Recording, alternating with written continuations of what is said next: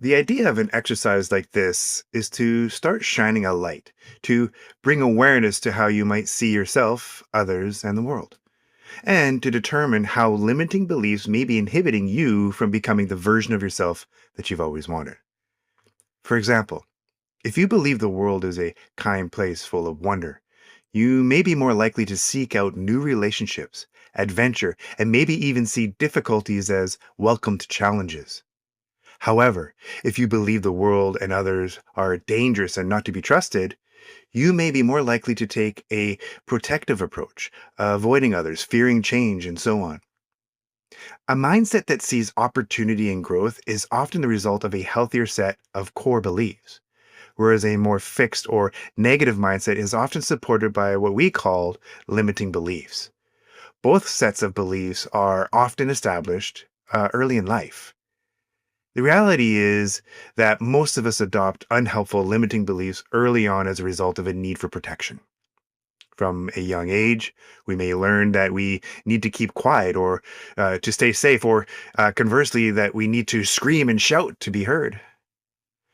Both suggest that you may not be worth listening to or that your voice doesn't matter. So you may choose to keep quiet or become loud in order to be heard. This is just one example, but there are many ways we learn to fit in, to get along, or simply to stay safe. Patterns that, as we become older, no longer serve us. The precious years of adolescence are when we're meant to branch out, to discover our own independence, beliefs, and values. Unfortunately, for so many of us, we are held back, considered rebellious or punished, preventing us from expanding and finding out who we were meant to be. Then we become adults and discover through our own disruptive behaviors that we're lost, unsure, and reliant on protective based beliefs. Don't get me wrong. This isn't, a dump on mom and dad piece. Although I often joke or say that all roads lead to mom and dad, the truth is the same is true or was true for our parents.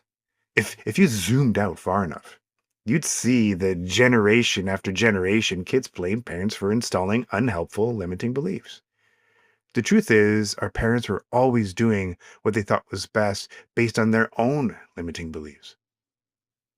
Our job now is to discover for ourselves what serves us and what doesn't, and to make whatever changes we can. The first step is, yes, recognizing from your childhood what beliefs you picked up as a result of your upbringing or early life experiences, for better or worse.